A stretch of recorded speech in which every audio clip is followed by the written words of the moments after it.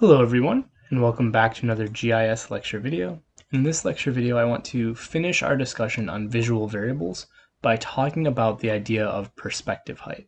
So we'll talk about perspective height, come back up to this list up here, and then I want to end this video by including the three other visual variables that we're not going to talk about, being those dealing with the visual variable color, so that this list at least will be complete.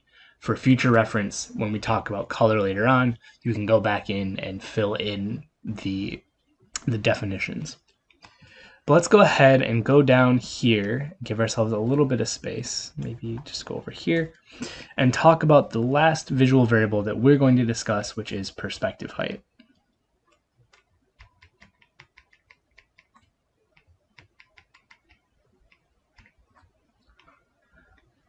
Now, for perspective height, it's a little bit different than the things that we've talked about before, because what we're going to do is we're actually going to assume, or render, should I say, the map in a way that we are able to get a sort of false 3D, sometimes called a 2.5D visualization, and then we're going to elevate different variables based on the underlying value.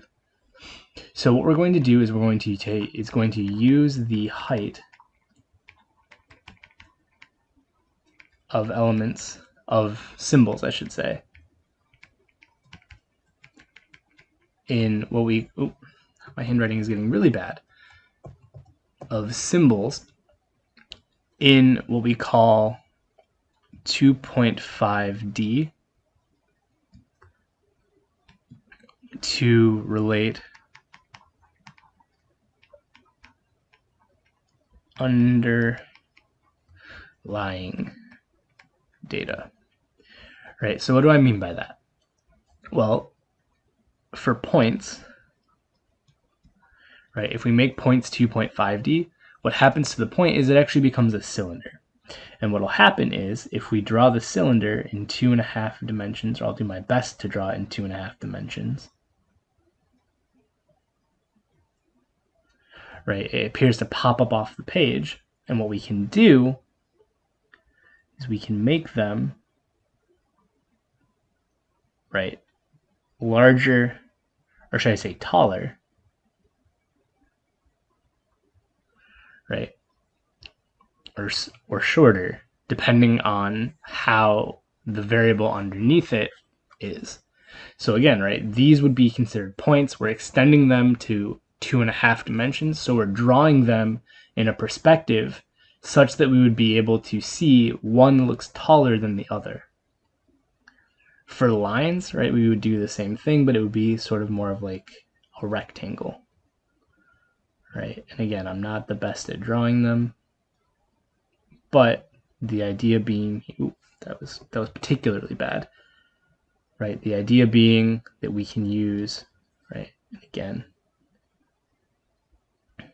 right, we could do the exact same thing here, right, but maybe we don't go quite as high.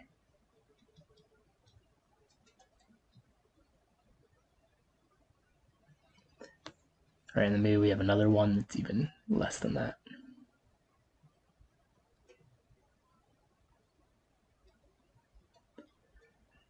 Right, and I could do with polygons, it's the same concept, right? We expand out the vertices so that we have this false, I shouldn't say false, but we have this perceived concept of height, right? Perspective height, that gives us an indication of things that appear taller, have a higher value, or are more important. I'm not going to try to draw the polygons because it would just be a complete disaster, but it's the same concept, right? That we're turning something that would originally be a 2D into this pseudo 3D by giving ourselves a sense of perspective to give it a sense of height, right? So in the case of how this is perceived, right, higher, so things that have more elevation to them,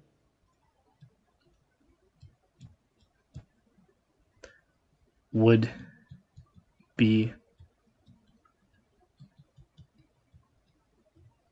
perceived as larger in value or more important.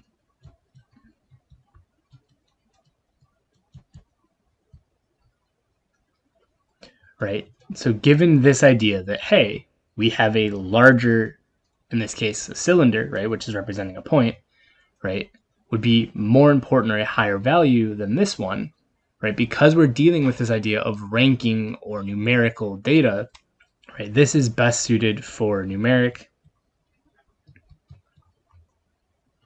and for ordinal.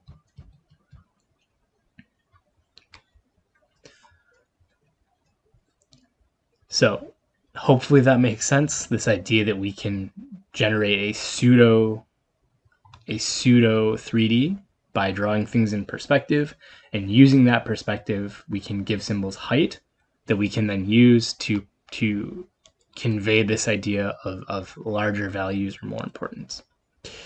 So if we go back up here to the top and we look at our list here, right, in this case, what we have is we have perspective for ordinal only, and then we have perspective there.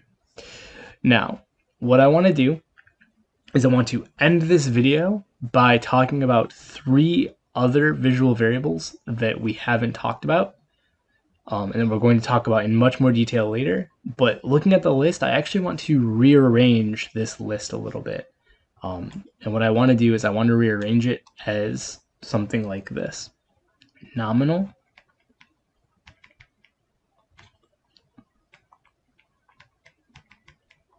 ordinal, and then numeric. So numeric is interval and ratio. So to recap what we have for nominal, we have shape, we have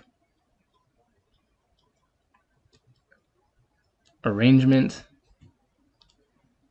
and we have orientation.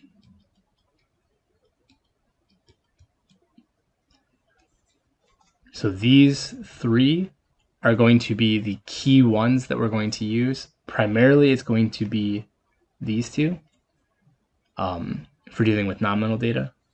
For ordinal data, what we have is we have size, spacing, just to refer to our list here. Right, we have size, spacing, perspective height,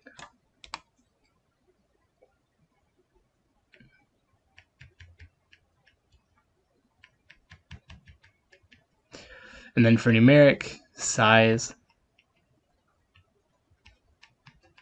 spacing,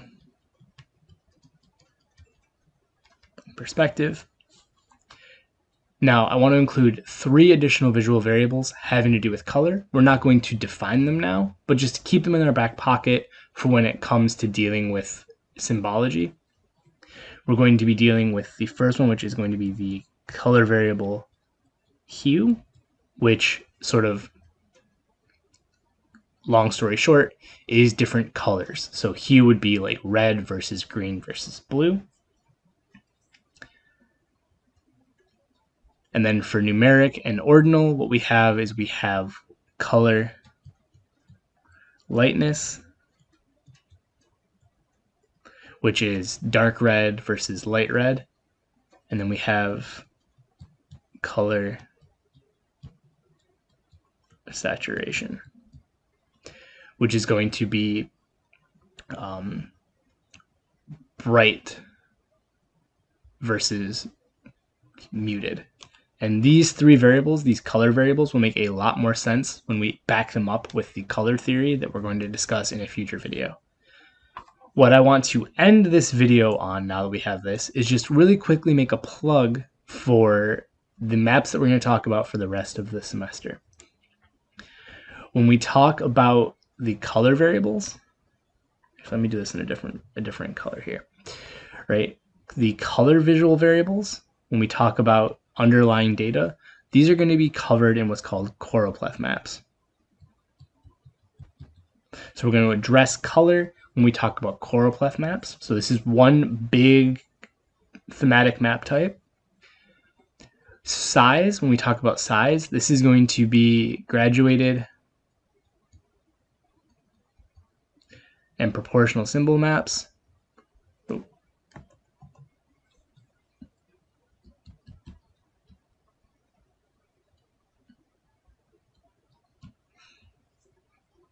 And for spacing, right, this is going to be dot density.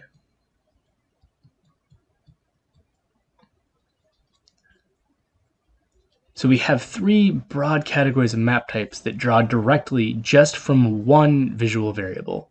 Now we will be talking about isorhythmic maps, which are a slightly different map type, but generally speaking, actually, in a way, isorhythmic is spacing. So,